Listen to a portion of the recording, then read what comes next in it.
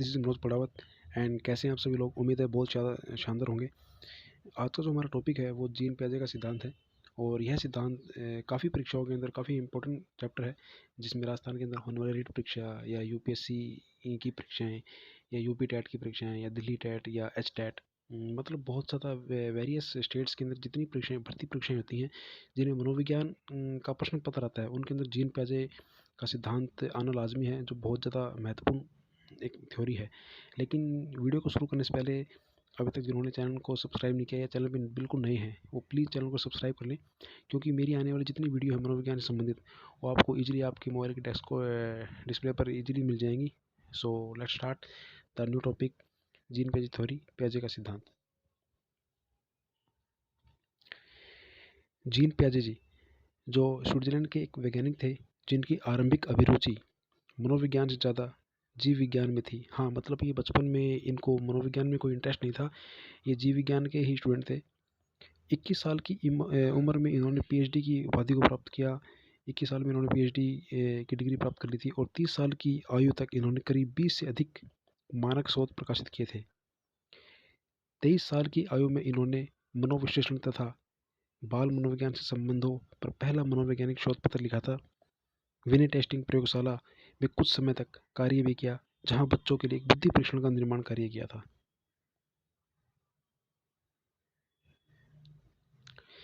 इस प्रयोगशाला में पद स्थापना के दौरान जब इनकी विनय साइमन प्रयोगशाला में जब इनकी पोस्टिंग हुई थी, यहाँ पे इनकी पोस्टिंग हुई थी, तब एक दिन ये बच्चों को देख रहे थे और इनके मन में ख्याल आया कि क्यों ना बच्चों के ऊपर, उनके बाल मनोविज्ञान के ऊपर कुछ शोध किए जाएं। तो बच्चों के बौद्धिक विकास के अध्ययन की प्रवृत्ति इनमें आगे हुई और आगे चलकर इन्होंने संज्ञानात्मक विकास के सिद्धांत को अपनाया, जो अंग्रेजी में थ्योरी ऑफ कॉग्निटिव डेवलपमेंट कहते हैं। मतलब बचपन में इनकी जो रुचि थी वो जीव विज्ञान के अंदर, जीव विज्ञान में इनकी रुचि थी, लेकिन बाद में ये साइकोलॉजी के अंदर आ गए।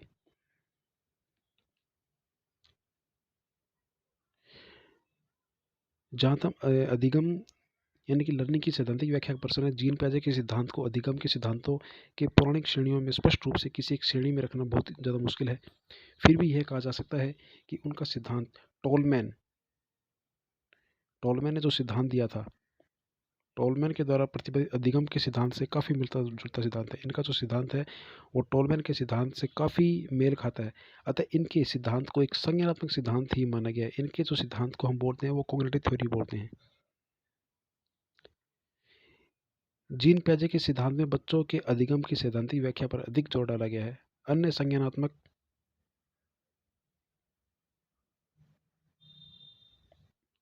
सिद्धांतवादियों में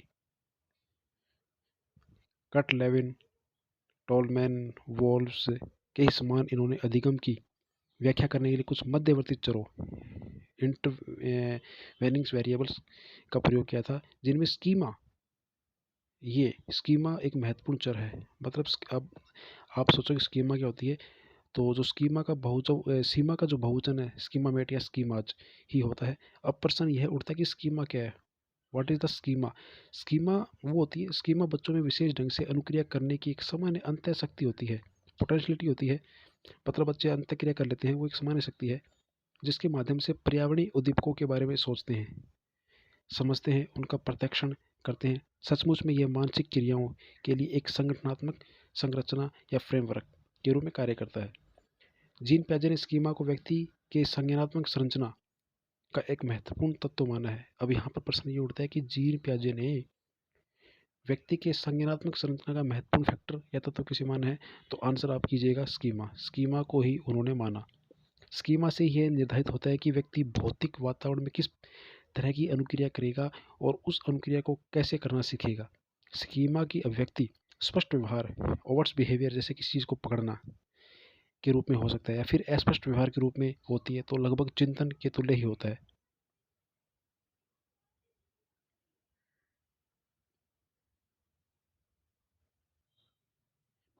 बच्चों में विभिन्न विभिन्न विषयों से संबंधित अलग अलग स्कीमा विकसित होते हैं और इनकी संख्या बड़ी उम्र तक, यानी कि जब बच्चे बड़े हो जाते हैं, यानी कि वैशाखावस्था तक आते आते और भी बढ़ जाती है। स्कीमा मतलब टाइम टू टाइम बढ़ता रहता है। स्कीमा में हमेशा परिवर्तन होता रहता है। अब क्वेश्चन आ जाए क्या स्कीमा परिवर्तनशील होता है, तो आपका उत्तर होगा हाँ, स्कीमा हमेशा परिवर्तनशील होता है। और यही परिवर्तन संज्ञानात्मक विकास यानी कि कॉग्निटिव डेवलपमेंट का आधार होता है। ये बेस, इसका बेस होता है कॉग्निटिव डेवलपमेंट का। जीन पियाजे के अनुसार सीखना से अभिप्राय व्यक्ति के संज्ञानात्मक संरचना में विशेषकर स्कीमा में अर्थपूर्ण परिवर्तन से होता है। यानी कि यहाँ पर यदि आपसे पूछा जाए कि जीन पियाजे के अकॉर्डिंग संज्ञानात्मक सीखना मतलब सीखना क्या है, तो आपका उत्तर होगा कि संज्ञानात्मक संरचना में यानी कि विशेषकर स्कीमा में अर्थपूर्ण परिवर्तन के रूप में होता है। यह परिवर्तन जितना ही संगत रिलेवेंट्स होता है या अर्थपूर्ण होता है, अधिगम या सीखना उतनी ही मजबूत या स्थायी होगा। अधिगम का अर्थ होता है सीखना और सीखना होता है व्यवहार में स्थायी परिवर्तन। जब हमारे व्यवहार में स्थायी परिवर्तन होता है तो ही वो अधिगम माना जाता है। व्यवहार में अस्थायी परिवर्तन को अधिगम नहीं माना जाता है। और स्कीमा में परिवर्तन दो प्रक्रियाओं द्वारा होता है। जो स्कीमा है उसके अंदर जो परिवर्तन होता है वो दो प्रक्रिया होता है। एक तो उसका होता है सैद्रशीकरण यानी कि एस्मिलेशंस। एक पहली प्रक्रिया है सैद्रशीकरण की और दूसरी प्रक्रिया है अकोमोडेशंस की यानी कि अनुकूलन की। ये बहुत ज़्यादा इंपॉर्टेंट फैक्टर है, खासकर बीए के स्टूडेंट्स के लिए या जो रीट की तैयारी कर रहे हैं उनके लिए। जो स्कीमा में परिवर्तन कितनी प्रक्रियाओं से होता है, दो प्रक्रियाओं से। एक तो सैद्रशीकरण और दूसरा है अनुकूलन। सैद्रशीकरण में व्यक्ति अपने संज्ञानात्मक संरचना में अनुकूल वातावरण के उद्दीपकों के प्रति अनुक्रिया करता है। यानी कि इस स्थिति में व्यक्ति क्या करता है, जो वातावरण में उसके अनुकूल उद्दीपक होते हैं उनके प्रति अनुक्रिया करता है। इसमें सचमुच में वह उन्हीं उद्दीपकों की व्याख्या अपने में पहले से मौजूद संज्ञानात्मक संरचना के रूप में करता है। इस तरह से सैद्रशीकरण में भौतिक वातावरण तथा संज्ञानात्मक संरचना के बीच एक तरह का मिलान यानी कि मैचिंग होती है। वर्तमान में संज्ञानात्मक संरचना यह सीमा निर्धारित करती है कि व्यक्ति द्वारा किन किन व्यवहारों या उद्दीपकों को सैद्रशीकृत यानी कि एसिमिलेट्स किया जाएगा। इस तरह से उद्दीपक चाहे सरल हो या कठिन हो या जटिल हो के अर्थ का निर्धारण उस स्कीमा के द्वारा ही होता है, जिसे व्यक्ति उसकी पहचान एवं व्याख्या करने में उपयोग करता है। व्यक्ति के संज्ञानात्मक संरचना का उद्दीपक के अर्थ में समझना ही सैद्रशीकरण कहलाता है। व्यक्ति के संज्ञानात्मक संरचना में उद्दीपक के अर्थ के रूप में समझना ही सैद्रशीकरण कहलाता है। वुड एंड वुड 1999 के अनुसार स्कीमा एक संज्ञानात्मक संप्रदाय है जिसका उपयोग वातावरण में सूचनाओं, घटनाओं, वस्तुओं की पहचान तथा व्याख्या के लिए किया जाता है।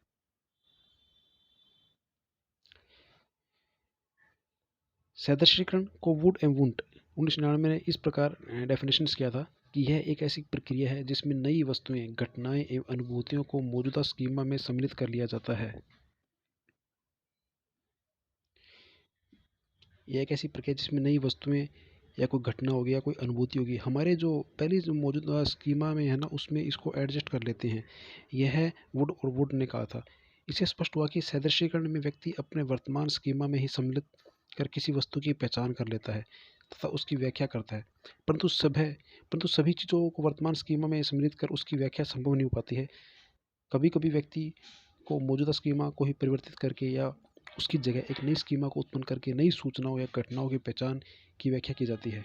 इस प्रक्रिया को अनुकूलन यानी कि एडेप्टेशंस कहा जाता है। अनुकूलन को वुड और वुड ने इस प्रकार परिभाषित किया कि अनुकूलन एक ऐसी प्रक्रिया है जिसके सहारे वर्तमान स्कीमा को परिवर्तित किया जा सकता है। यानी कि अनुकूलन एक ऐसी प्रक्रिया है जिसमें वर्तमान स्कीमा को परिवर्तन किया जा सकता है या उसकी जगह पर नई स्कीमा को उत्पन्न किया जा सकता है। उसमें नई वस्तुएं, घटनाएं, अनुभूतियों या सूचनाओं को उसमें सम्मिलित कर लिया जाता है। यानी कि अनुकूलन एक ऐसी प्रक्रिया है जिसमें मौजूदा स्कीमा के अंदर कुछ चेंज करके उसकी जगह पर एक नई स्कीमा ला सकते हैं। वही अनुकूलन अडेप्टेशंस कहलाता है। अब हमारे पास यहाँ पर सैद्रशीकरण और अनुकूलन का एक उदाहरण है, जो एक उदाहरण के द्वारा मैं आपको समझाता हूँ कि सैद्रशीकरण और अनुकूलन द्वारा सीखने की प्रक्रिया में अर्थात इनके द्वारा संज्ञानात्मक संरचना में होने वाले परिवर्तनों को एक उदाहरण के द्वारा देखो कैसे समझते हैं कि मान लो एक छोटा बच्चा है और अपने पिता के बारे में वह एक संज्ञानात्मक संरचना अपने माइंड के अंदर विकसित करता है। एक छोटा बच्चा है और अपने पिता के बारे में एक इमेज माइंड के अंदर वो काउंट करता है कि उसके जो पिता है, उनके जो पापा, उसके डैडी हैं, वो चश्मा लगाते हैं और उनके पिताजी का जो कद है वो बहुत ज़्यादा लंबा है। और इसी स्कीमा के साथ आने पर पिता को किसी भी परिस्थिति में देखकर वह उन्हें पापा या डैडी कहकर ही बुलाता है, तो यह सदृशीकरण का उदाहरण होगा। परंतु यदि कोई अपरिचित व्यक्ति जो चश्मा लगाए हुए और लंबे कद का है, उसे देखकर भी उसे पापा या डैडी कहता है, तो यह हो जाएगा सदृशीकरण की त्रुटि उत्पन्न हो रही है। मतलब यदि बच्चा अपने पिता की जगह किसी और इंसान को देख लेता है जो उन्हीं की तरह दिखते दिखते हैं और चश्मा लगाते हैं और लंबे कद के हैं, तो यदि वह उनको गलती से पापा कहता है, तो सदृशीकरण के अंदर एक त्रुटि एरर उत्पन्न हो जाएगी। जब माता पिता या अन्य कोई व्यक्ति से अपने त्रुटि का एहसास दिलाकर उसे सुधारने की कोशिश करता है, तो वह अपने वर्तमान स्कीमा को परिवर्तित करके फिर उसे अपरिचित व्यक्ति समझने लगता है, तथा ये अनुकूलन का उदाहरण होगा। तो अनुकूलन उदाहरण कैसे समझ सकते हैं कि जैसे बच्चे ने गलती कर दी, बच्चे को पता लगा कि ये मेरे पापा हैं, लेकिन बाद में उसे बताया गया कि उसके रिश्तेदारों ने कि नहीं बेटा ये आपके पापा नहीं है। तो बच्चे ने अपने माइंड के अंदर जो स्कीमा उत्पन्न कर रखी थी अपने पापा की, कि पापा लंबे हैं, चश्मा पहनते हैं, उस स्कीमा के अंदर वो परिवर्तन करेगा। अब उसे एहसास हो जाएगा ये मेरे पिता नहीं, ये तो कोई और है और ये एक अपरिचित है। तो एक अपरिचित शब्द उसके माइंड में फीड हो जाएगा, तो वह जो उदाहरण होगा वह अनुकूलन का, अडेप्टेशंस का उदाहरण वो होगा। तो स्पष्ट हुआ कि सदृशीकरण तथा अनुकूलन दोनों ही द्वारा व्यक्ति अपने संज्ञानात्मक संरचना में परिवर्तन लाता है, जिनसे अधिगम या सीखने की प्रक्रिया होती है। इसी तरह से मान लिया जाए एक 2 साल का बच्चा बहुत सारे बिल्लियों को देखने पर विभिन्न अनुभूतियों के आधार पर बिल्ली के लिए संज्ञानात्मक संरचना या स्कीमा इस प्रकार विकसित कर लेता है कि बिल्ली छोटी-छोटी और 4 पैरों वाली जानवर होती है। उसने स्कीमा के एक बच्चे ने छोटी-छोटी बिल्लियों को देखा और बिल्ली के बारे में उसने स्कीमा यानी कि कल्पना की कि बिल्ली छोटी होती है, उसके 4 पैर होते हैं, उसकी मूंछें होती हैं, उसके 2 कान होते हैं। अब थोड़ी देर के लिए मान लिया जाए कि बच्चा पहल किसी गिलहरी को देखता है जिसके भी 4 छोटे-छोटे पैर होते हैं और इसे स्कीमा में सम्मिलित कर लेता है, तो यह सीखना सदृशीकरण का उदाहरण होगा। परंतु जब वह फिर अन्य गिलहरियों को देखता है और धीरे-धीरे समझने लगता है कि वह कई अर्थों में बिल्ली से भिन्न है, जैसे गिलहरी बिल्ली से भिन्न ढंग से चलती है, आसानी से पेड़ पर चढ़ जाती है तथा इसकी पूंछ अधिक रोएदार भी होती है, आदि आदि। अब वह अपने इन अनुभूतियों के आधार पर गिलहरी के लिए नई स्कीमा विकसित कर लेगा कि भाई गिलहरी अलग है और बिल्ली अलग है। इस तरह से नई अनुभूति के आधार पर वह अपने वर्तमान स्कीमा में परिवर्तन लाता है, जिसे अनुकूलन की संज्ञा दी जाएगी। अनुकूलन के माध्यम से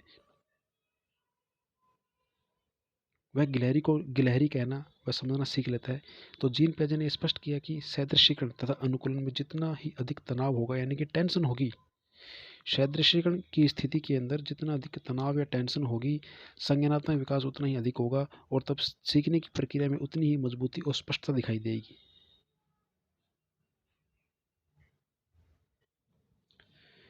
पियाजे ने अपने सिद्धांत में अधिगम की व्याख्या के लिए अभिप्रेरणात्मक संप्रदाय मोटिवेशनल कॉन्सेप्ट्स को भी सम्मिलित किया है।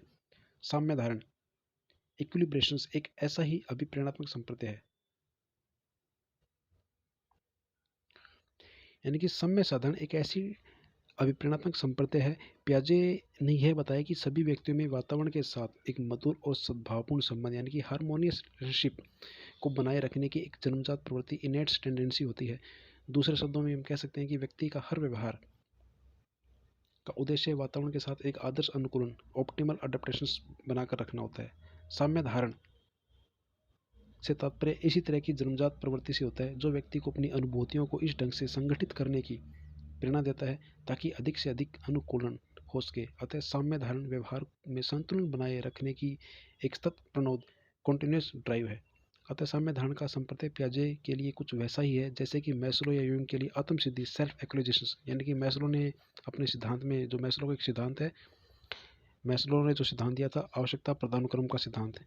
आवश्यकता प्रदानुक्रम का मैस्लो का ये सिद्धांत था, आवश्यकता प्रदानुक्रम, आवश्यकता प्रदानुक्रम का सिद्धांत दिया था, मैस्लो का सिद्धांत था, जिन्होंने आत्म सिद्धि का संप्रदाय इन्होंने बतलाया था उस सिद्धांत के अंदर का संप्रदाय। फ्राइड के लिए सुखवाद हेडोनिज्म का संप्रदाय है। पियाजे ने यह दावा किया कि साम्य धारण का संप्रदाय सदृशीकरण एसाइमुलेशन तथा अनुकूलन अडप्टेशन के साथ मिलकर बच्चों को नई नई अनुभूतियों को सीखने में मदद करता है। साम्य धारण, सदृशीकरण तथा अनुकूलन की अंतःक्रिया की व्याख्या हम इस प्रकार कर सकते हैं। सादृश्यीकरण में व्यक्तिगत ज्ञान यानी कि पूर्व ज्ञान एवं संज्ञान कॉग्निशंस के संदर्भ में वर्तमान परिस्थिति या उद्दीपक के प्रति अनुक्रिया करता है। परंतु कभी कभी ऐसा भी होता है कि वर्तमान परिस्थिति या उद्दीपक के प्रति अनुक्रिया करने में गत ज्ञान यानी कि प्रीवियस नॉलेज से अधिक मदद नहीं मिलती है। अतः वर्तमान कंडीशंस की इस नए पहलू से व्यक्ति में हल्का कॉग्निटिव असंतुलन डिसबैलेंस उत्पन्न हो जाता है। व्यक्ति में वातावरण के साथ सद्भावपूर्ण एवं संगत संबंध बनाकर रखने की जन्मजात प्रवृत्ति होती है,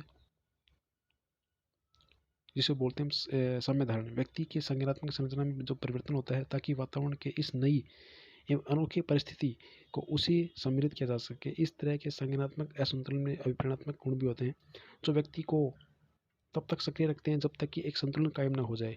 इस तरह का संतुलन बनाए रखने के लिए अतिरिक्त वातावरण के साथ साथ इस ढंग का समायोजन वातावरण के साथ नए नए विभिन्न अंतःक्रियाओं को करने का मार्ग प्रशस्त भी कर देता है। इस तरह के समायोजन से संज्ञानात्मक या मानसिक संरचनाओं में एक ऐसा परिवर्तन आता है, अगर फिर से वातावरण का वही पुराना पहलू सामने आता है तो अब इस बार उसके संज्ञानात्मक असंतुलन उत्पन्न नहीं होगा और वह व्यक्ति के वर्तमान संज्ञानात्मक संरचना में आसानी से सादृश्यीकृत भी हो जाएगा। इसके अलावा यह नया संज्ञानात्मक संरचना नए समायोजन के लिए आधार भी प्रदान करता है, क्योंकि समायोजन हमेशा संज्ञानात्मक असंतुलन से उत्पन्न होता है, जिसमें एक ऐसा असंतुलन उत्पन्न होता है जो हमेशा व्यक्ति के वर्तमान संज्ञानात्मक संरचना से संबंधित होता है। धीरे धीरे इस तरह के अनुकूली प्रक्रिया के सहारे वैसी सूचनाएं जिन्हें कभी व्यक्ति सादृश्यीकृत नहीं कर पाया था उन्हें भी सादृश्यीकृत कर लेता है। इस तरह से सादृश्यीकरण एवं अनुकूलन की प्रक्रिया साम्य धारण के साथ मिलकर धीरे धीरे व्यक्ति में संज्ञानात्मक विकास उत्पन्न करती है और व्यक्ति नए नए व्यवहारों को करना सीख लेता है। जैसे जैसे बच्चों का संज्ञानात्मक संरचना विकसित होते जाएगा, जैसे किसी नई सूचना घटना की व्याख्या करने या नए व्यवहार को सीखने की निर्भरता वातावरण पर कमती जाती है, क्योंकि वह अब अपने संज्ञानात्मक संरचना के अधिकाधिक उपयोग पर अधिक बल डालने लगता है। इस प्रक्रिया को पियाजे ने आंतरिकता कहा है। अतः आंतरिकता तब एक ऐसी प्रक्रिया होती है जिसके द्वारा अनुकूली अनुक्रिया अडेप्टिव एक्शंस धीरे धीरे स्पष्ट ओवट से अस्पष्ट हो जाती है। अब जो यहाँ पर प्रश्न बनता है, पियाजे ने अपने सिद्धांत में यह बतलाया कि बच्चों में किसी घटना, सूचना, अनुभूति, व्यवहार आदि को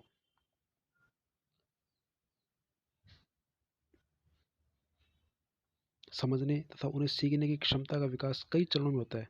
मतलब पियाजे ने ये बतलाया कि सिद्धांत के अनुसार बच्चे जब किसी घटना को, सूचना को, अनुभूति या व्यवहार को जब समझते हैं, सीखते हैं ना, तो उसमें कई चरणों का विकास होता है, कई स्टेप्स लगते हैं। इसे उन्होंने विकासात्मक अवस्था डेवलपमेंट स्टेज का है, जिसकी संख्या 4 है। यानी कि क्वेश्चन ये बनता है कि जीन पियाजे के संज्ञानात्मक सिद्धांत में विकास की कितनी अवस्थाएं हैं? तो विकास की 4 अवस्थाएं हैं, 4 स्टेज हैं। विकास की 4 स्टेज बतलाई है, जिनकी संख्या 4 है। प्रत्येक अवस्था में बच्चों की स्कीमा की कुछ ऐसी विशेषताएं होती हैं जो पहले और बाद की अवस्थाओं की स्कीमा की गुणात्मक रूप से भिन्न होती हैं। ये 4 अवस्थाएं मुख्य हैं। ये 4 अवस्थाएं बता रखी है। पहली है संवेदी अवस्था, दूसरी है प्रासंक्रियात्मक अवस्था, तीसरी है ठोस संक्रियात्मक अवस्था और चौथी है औपचारिक संक्रियात्मक अवस्था। पहली संवेदी, दूसरी प्राक संक्रियात्मक, तीसरी ठोस संक्रियात्मक और चौथी औपचारिक संक्रियात्मक अवस्थाएं। इनका हम थोड़ा सा वर्णन कर लेते हैं यहाँ पे। पहली अवस्था होती है संवेदी पेशी अवस्था। यह अवस्था जन्म से 2 साल तक की होती है। जब बच्चा जन्म लेता है और उसके 2 साल तक ये अवस्था होती है, इसमें भाषा का अभाव होता है। इस अवस्था के अंदर इस जो संवेदी पेशी अवस्था है, देखो जो 2 साल का बच्चा होता है वो बोल नहीं पाता, उसमें भाषा का हमेशा ही अभाव रहेगा। इस अवस्था के अंदर भाषा का अभाव रहता है। इस अवस्था में बच्चे में अपने वातावरण के उद्दीपक के बारे में अपने संवेदी यानी कि सेंसेसरी एवं पेशीय क्रियाओं के सहारे जानते हैं। यही कारण है कि इसे संवेदीय पेशीय अवस्था भी कहा जाता है। इस अवस्था के प्रारंभ में बच्चों का व्यवहार अधिकतर प्रतिवर्तात्मक रिफ्लेक्सिव होता है, यानी कि बदलता रहता है और धीरे धीरे इसमें जटिलता भी आती जाती है, क्योंकि इस अवस्था में भाषा की कमी होती है। देखो संवेदी पेशी अवस्था में भाषा नहीं होती, मतलब बच्चे बोल नहीं पाते। अतः बच्चे यह सोचते हैं कि कोई भी वस्तु जो उनके सामने से है ओझल हो जाती है, मतलब कोई वस्तु जो उनके सामने है वो गायब हो जाती है। जैसे बच्चे के सामने खिलौने रखते हैं और खिलौना कुछ देर के बाद जब हटा लेते हैं तो बच्चे होता है कि वो चीज़ गायब गायब होगी, अतः अपना अस्तित्व खो देती है।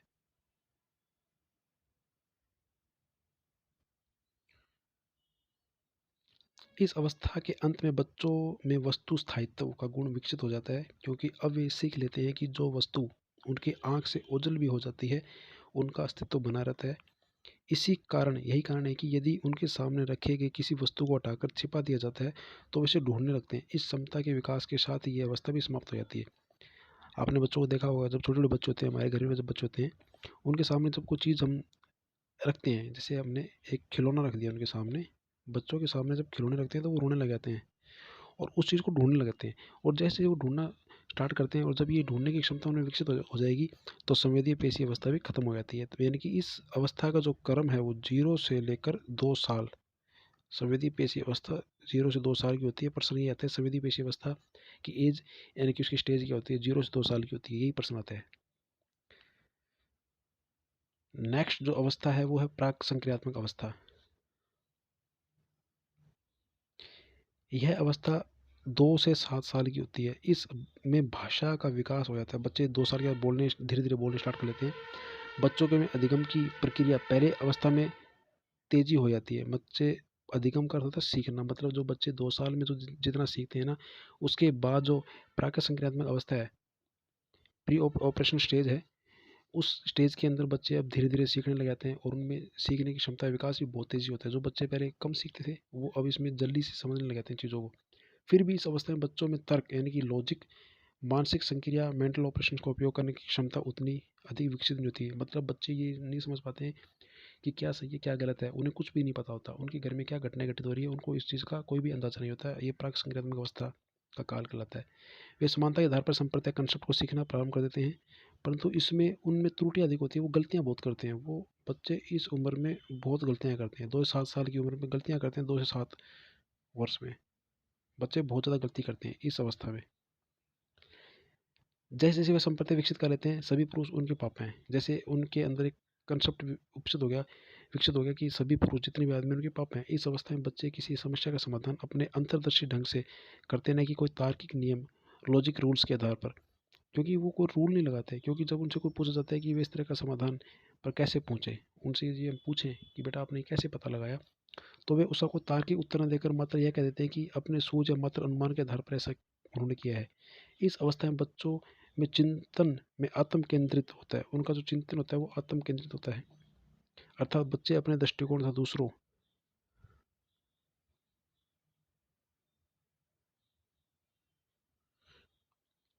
के दृष्टिकोण में अंतर नहीं कर पाते, यानी बच्चों को अपने दृष्टिकोण और दूसरों के दृष्टिकोण में इतना अंतर स्पष्ट नहीं दिखाई देता। जीन पियाजे के अनुसार इस अवस्था का सबसे महत्वपूर्ण बात यह है कि यहाँ की बच्चों में संरक्षण, कंजर्वेशन का गुण नहीं विकसित होता है।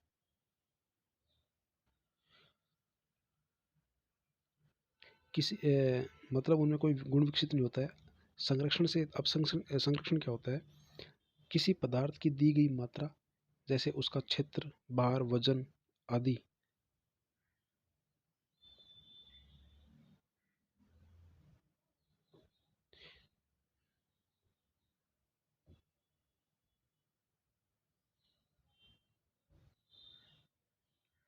हाँ, हाँ जी। संरक्षण से हम क्या समझते हैं?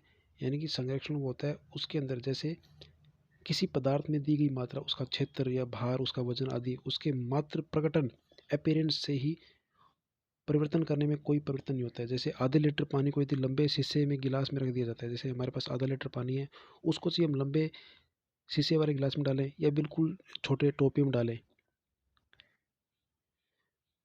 परंतु चौड़े शीशे के गिलास में रखा जाता है, तो बच्चे पहले गिलास में दूसरे गिलास की अपेक्षा अधिक पानी होने की बात करते हैं। मतलब जैसे बच्चों में संरक्षण का गुण ये होता है कि जैसे मैं आपको बताता हूँ, यहाँ पर डिस्प्ले बनाता हूँ कि जैसे एक ये गिलास है और ये पानी भरा हुआ है गिलास के अंदर, और एक पानी आधा लीटर ही है, और ये है इसमें भी पानी भरा हुआ है।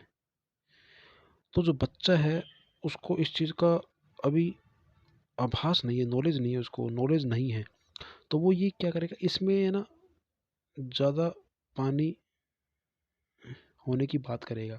वो बोलेगा इसमें ज़्यादा पानी, इसमें कम पानी है, बल्कि पानी तो आधा लीटर ही है। तो यहाँ पर उनमें संरक्षण का गुण उत्पन्न नहीं है, इसलिए वो ऐसी गलतियाँ करते हैं।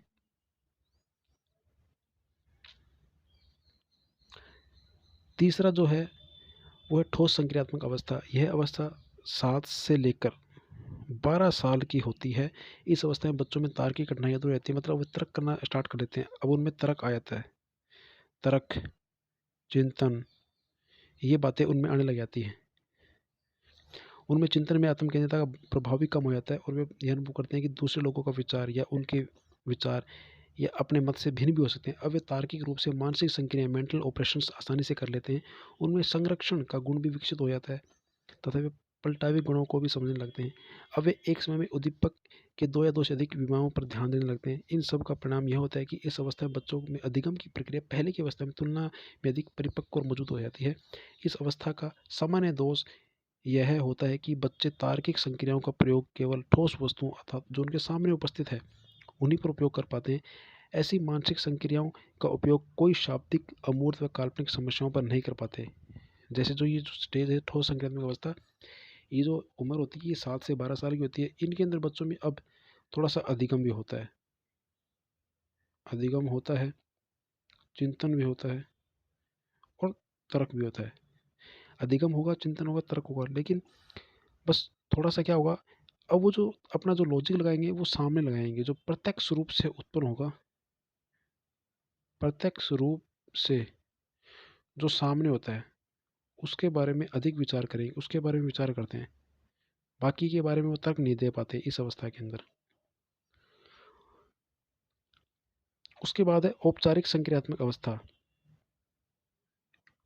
Formal operation stage. यह अवस्था 11 से 12 साल से प्रारंभ होकर वैसावस्था यानी कि जवानी तक चलती रहती है। इस अवस्था में किशोर पलटावी तथा संरक्षण के नियमों का उपयोग शाब्दिक, अमूर्त व काल्पनिक समस्याओं पर करने लगता है।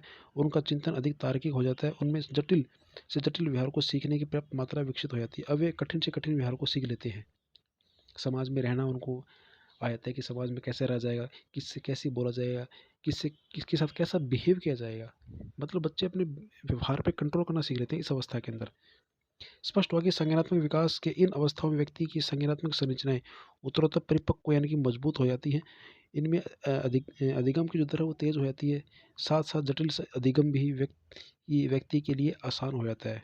मतलब जो चीज़ कठोरता से कठिनता लगती है सीखने में वो भी धीरे धीरे धीरे धीरे उनको आ जाती है। जो बच्चे पहले सिर्फ 2 तक लाइनें सीख पाते थे वो धीरे धीरे धीरे धीरे पूरा पाठ भी सीख लेते हैं। तो इसी अवस्था में यही होता है।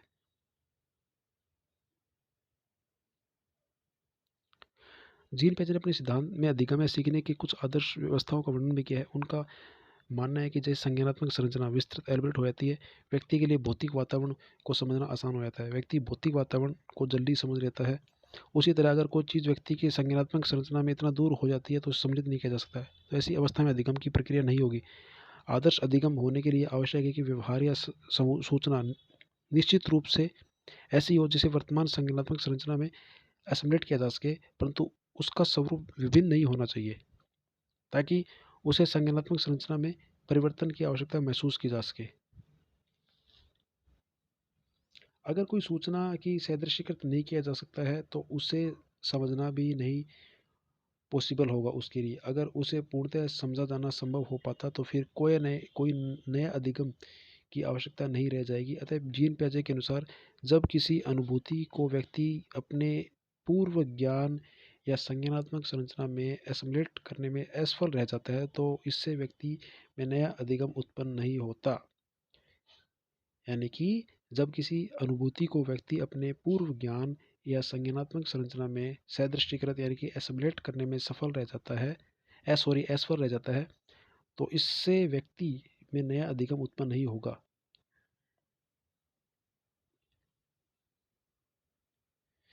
पियाजे ने कुछ संप्रदायों एवं नियमों पर लोगों के जो पियाजे ने जो ये सिद्धांत दिया था इस संप्रदाय पर कुछ लोगों ने आपत्ति भी उठाई थी। जैसे विलार गियोन एवं डिमोश ने यह दिखलाया था कि वस्तु स्थायित्व ऑब्जेक्ट परमानेंस का गुण बच्चों में 3.5 महीने की आयु में विकसित हो जाता है, न कि 2 साल की आयु में पूरा हो जाता है। कहने का तात्पर्य यह है कि बच्चे 3.5 साल की आयु में सीख लेते हैं, वस्तु उनके सामने से भले हट जाए।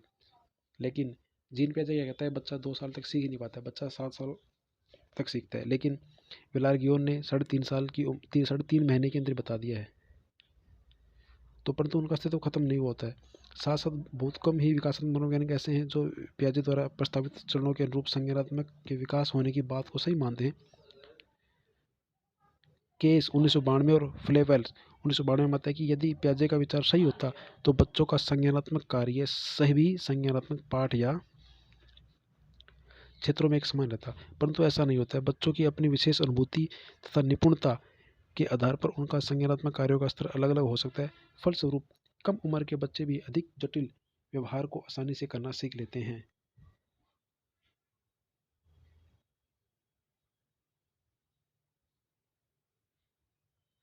इन सामान्य आलोचनाओं के बावजूद भी पियाजे द्वारा प्रस्तावित अधिगम का सिद्धांत काफ़ी महत्वपूर्ण है तथा इसका स्वतः शोध मूल्य ह्यूरिस्टिक वैल्यू है अधिक है, क्योंकि इनके सिद्धांत ने बहुत से लोगों को शोध कार्य करने के लिए नए नए संप्रत्यों एवं नियमों की खोज करने के लिए प्रेरणा दिया है। तो उम्मीद है मैंने जो आपको ये कंसेप्ट करवाया है ये आपका बहुत अच्छी तरह क्लियर हो गया होगा और आपके एग्ज़ाम के अंदर काफ़ी अच्छे स्कोर आएंगे। इसी उम्मीद के साथ, इसी भावनाओं के साथ, जय माता दी। मिलेंगे नेक्स्ट क्लास के अंदर। Thank you and please channel को लाइक कीजिए